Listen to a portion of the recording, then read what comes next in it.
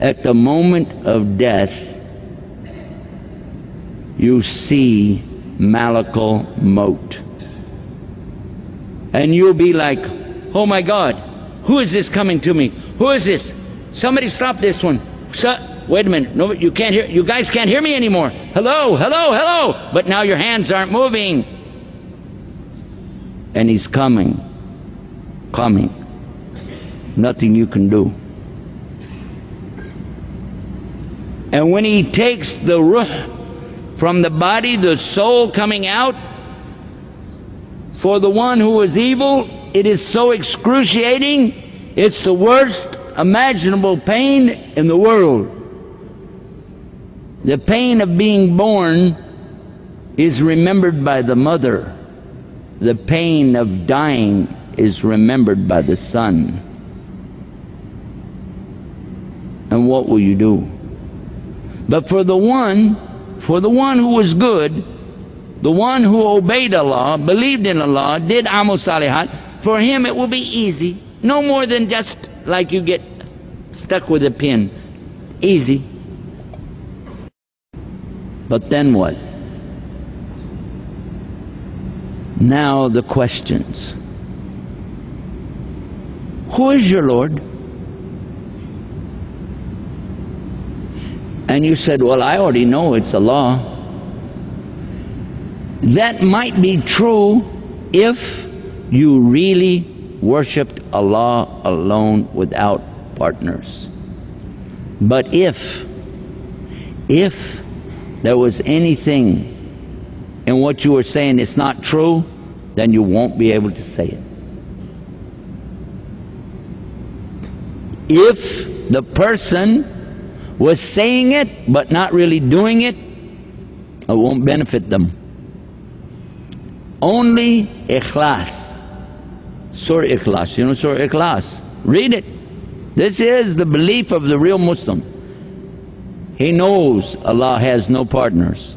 He knows Allah doesn't have a son or a daughter. And he knows there's nothing like Allah.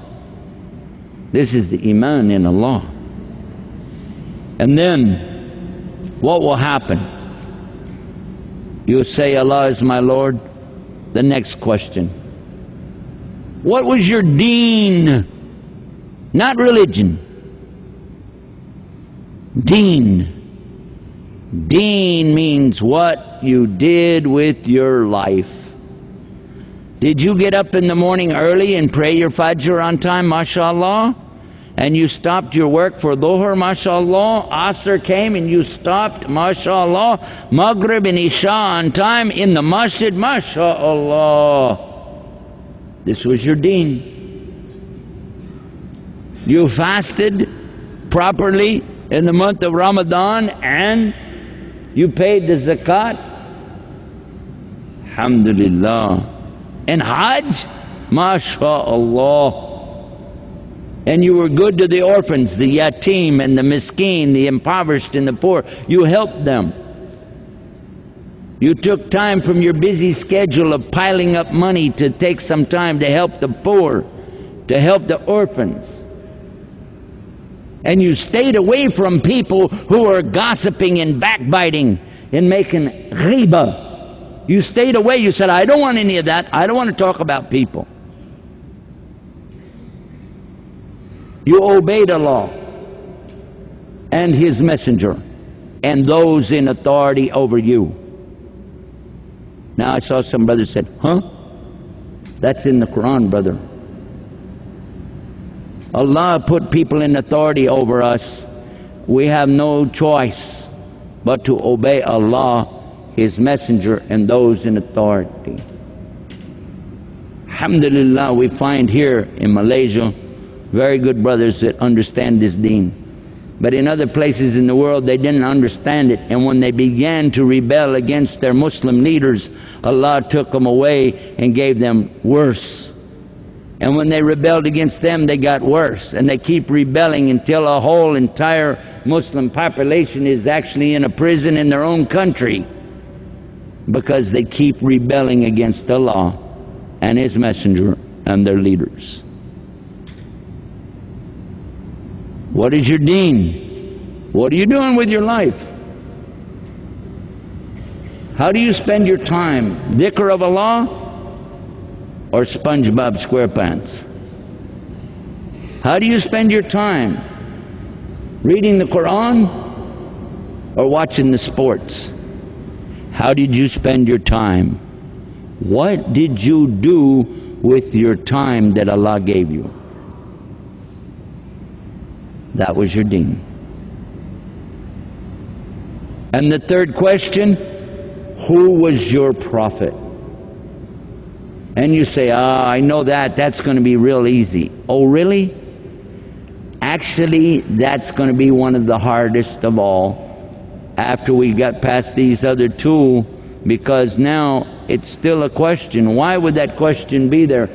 You say you believed in Allah, mashallah, you did some good acts, mashallah, but did you do everything on the order of the way that the Rasul told you to do it? Or did you accept people to make up something else and you followed that instead?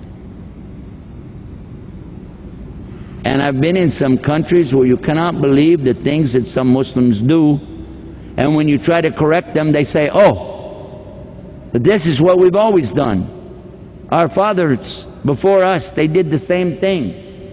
And you say, but that's in the Quran too. It says that in the Quran. We're doing what we found our forefathers doing. Does it make it right? Would you like to know one example?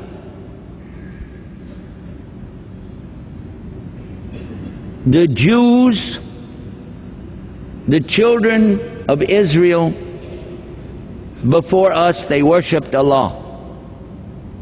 Many of them were very good, wonderful people. We wish to be like those people. But they began to admire some of the people, other people who had treasures and wealth, and some of them followed those people and began to accept their gods. One of the things they found was people who would cut the trees and take the trees into their houses for good luck. They had a tree god called Woden. This is an ancient religion still mentioned in the encyclopedia today. They believed that this tree could help them, and they would decorate their house with this tree. So Allah sent their prophet to them, Jeremiah. And Jeremiah was saying, this is what your Lord has said. Don't be like the mushrikeen.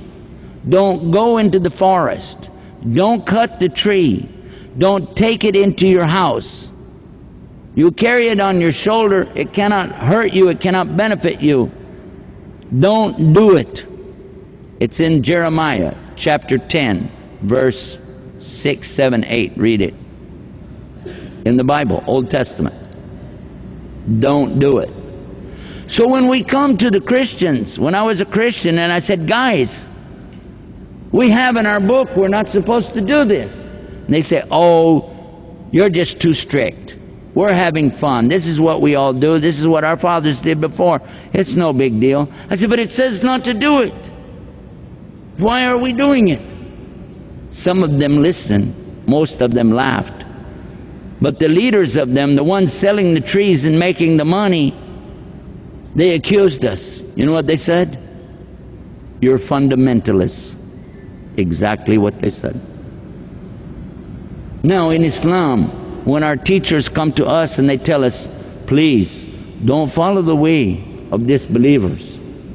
This is what the Quran says. And you said, oh, you're a Wahhabi. Just like that.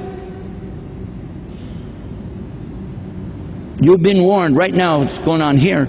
You're being warned clearly by very good scholars who understand about practicing other religions and claiming that it's exercise. If you exercise, it's not a problem. The scholar said it. I read the fatwa. I read the fatwa and I read what he said after the fatwa to make sure you understood. Exercise is not the problem. It's when you begin to add the worship part, it's not acceptable. And some people said, he must be a Wahhabi. In other words, anything that doesn't agree with you must be a Wahhabi. And you don't even know what it means. So if you really want to be one who can answer this question, who is your prophet, you have to understand, to follow Muhammad, obey Muhammad, only then is he your prophet. And just saying sallallahu alaihi wasallam, which is very good, but just saying it with no meaning won't help you. And wearing a kufi is very good, but there are a lot of people that wear hats all the time and it doesn't save them either. We have to know who is Muhammad and what he expects from us. And then we have to try our best to follow it. This is all included in saying that Muhammad is our prophet.